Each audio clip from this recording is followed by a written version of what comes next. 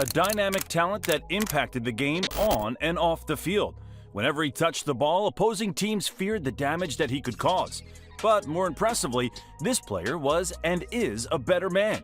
His character and integrity are rare to find, especially at the highest level of the sport. But how good was he? Tim Brown is regarded as one of the best wide receivers in Raiders franchise history, yet alone in the NFL. Today, we'll break down each phase of his football journey, including high school, college, what scouts thought of him coming into the NFL draft, his time in the NFL, and his top moments in the league to answer the overarching question of just how good was Tim Brown actually. Timothy Donnell Brown was born to Eugene and Josephine Brown in San Antonio, Texas on July 22, 1966. Shockingly, it wasn't long before little Timmy would have to overcome life-threatening adversity. When Brown was only 6 months old, he had an infection that forced him to undergo surgery. When speaking about this event in his Hall of Fame induction speech, he was quoted as saying, "My mom, my grandfather, and my uncle, they prayed. The doctor gave me medicine. 2 hours later, I was doing fine. And my mom said from that day on that she thought that God had something special for me. I don't know if she thought it was this special, but she knew that God had something special for me." If things had played out a bit differently, none of us would have ever known who this special person was. Years after this traumatic event, he went on to attend Woodrow Wilson High School, where he would put his name on the map as one of the top talents in the state of Texas. Interestingly, Brown would not play football his freshman year because his mom forbade it. Despite this, he would go behind his mom's back and sign up for the football team the following year. While he would initially get into a world of trouble for this, it would go on to be a life-changing decision. Although Brown was playing at an elite level throughout his high school career, his team would struggle to a 4-25-1 record over the 3 seasons that he played for the Wildcats. Despite Brown not being able to help the Wildcats with much success, his talent was undeniable. He was recruited to some of the top collegiate programs at the time. He took official visits to Notre Dame, Nebraska, Oklahoma, SMU, and Iowa. He and his family committed to Notre Dame for the opportunity to gain an education. Nonetheless, the story of how he wound up at the school was very interesting. When the Notre Dame scouts first discovered Brown, it was a providential but God moment. They attended one of Woodrow Wilson's games to scout another player on the team, but Brown stole the show with an astounding 4-touchdown performance. Brown would go on to have an incredible collegiate career during his 4 years at Notre Dame. He was a player that could do it all, serving as the team's receiver, running back, flanker, and return specialist. He was known as Touchdown Timmy. During his 4 years in college, he would amass 137 receptions for 2,493 yards and 12 touchdowns through the air, and on the ground, he picked up an additional 442 yards and 4 touchdowns on 98 carries. There was a turning point in Brown's collegiate career when the legendary Lou Holtz took over the program in 1986. Brown gives a lot of credit to Coach Holtz for his success on and off the field. Brown earned All-American honors in his junior and senior seasons. He proved himself to be the most talented player in college football his senior season, winning the 1987 Heisman Trophy over players like Don McPherson, Lorenzo White, Chris Spielman, Thurman Thomas, and Emmitt Smith. Brown totaled 39 catches for 846 yards and 3 touchdowns through the air, along with 144 yards and a touchdown on the ground. He was a dynamic player. Whenever he touched the ball, he was a threat to score. Most teams double and triple teamed him, as he was the best player on the field. The coaches couldn't ignore him, nor could scouts from the NFL.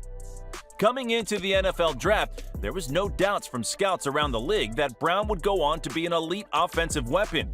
He was coming off of a Heisman-winning season where he spent most of the year playing with a broken finger. As a result of this, the Los Angeles Raiders were more than happy to select him with the 6th overall pick in the 1988 NFL Draft.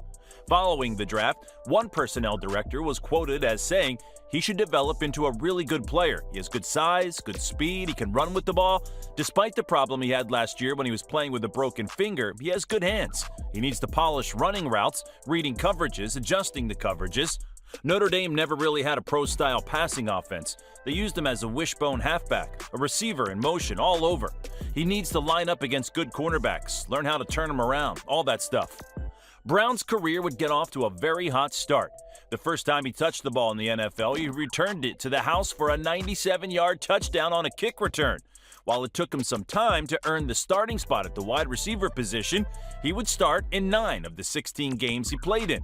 Over that time, he pulled in 43 receptions for 725 yards and 5 touchdowns.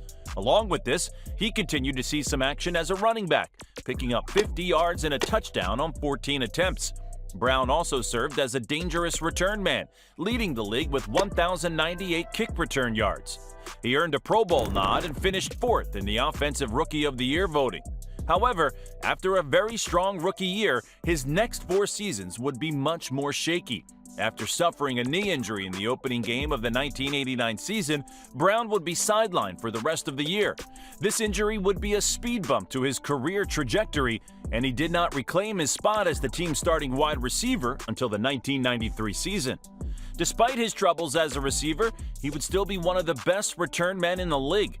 In the 1993 season, Brown would have the best year of his career at that point. He started in all 16 games that the team played in, pulling in 80 receptions for 1,180 yards and 7 touchdowns, setting or tying career highs in each metric. Brown made the Pro Bowl from 93 to 97, with arguably the best season of his career coming in the 1997 season. He led the league with 104 receptions, gained 1,408 receiving yards, and scored 5 touchdowns.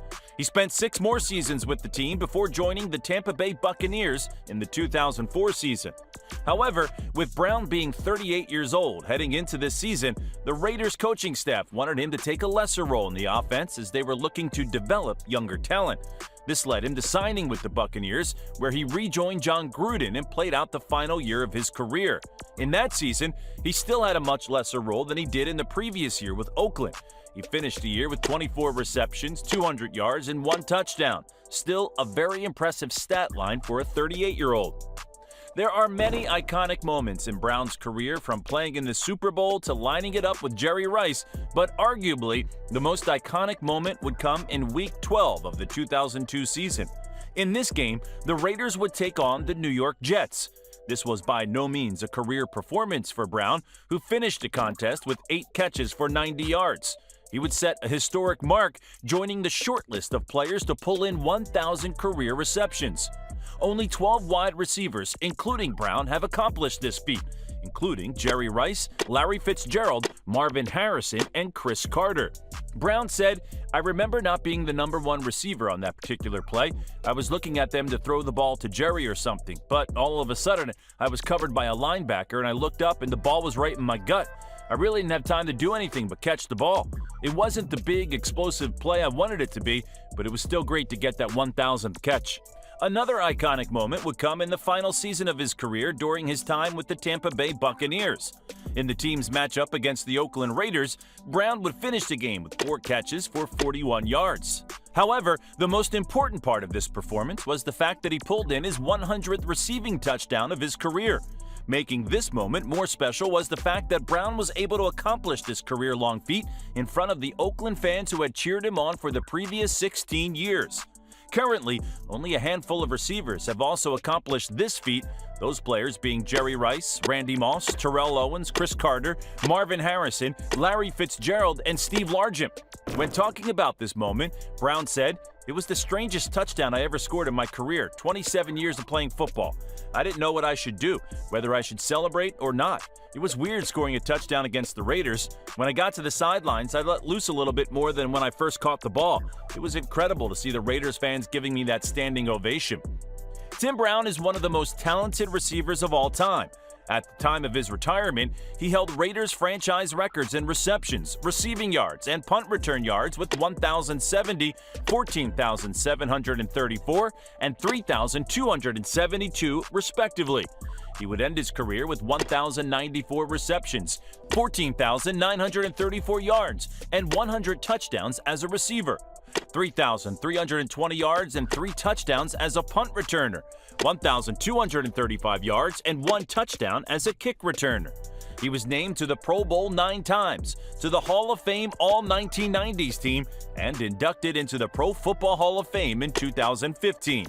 Arguably, the most impressive feat of his career is his Ironman record. Brown still holds the record for most consecutive games played for a wide receiver at 185.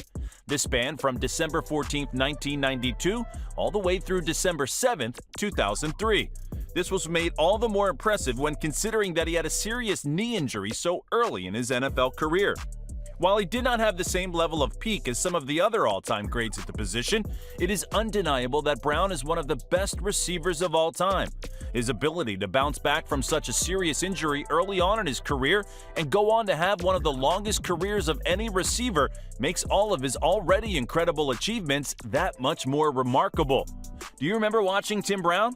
If so, please share some of your favorite moments in the comments. We can't deny that Tim Brown is an OG and one of the best receivers ever to play. We respect his efforts to be a man of faith, a leader for his family, and the service he gives to the people around him. He is one of the game's brightest stars and worthy to be remembered. Thank you for watching The Halftime Show.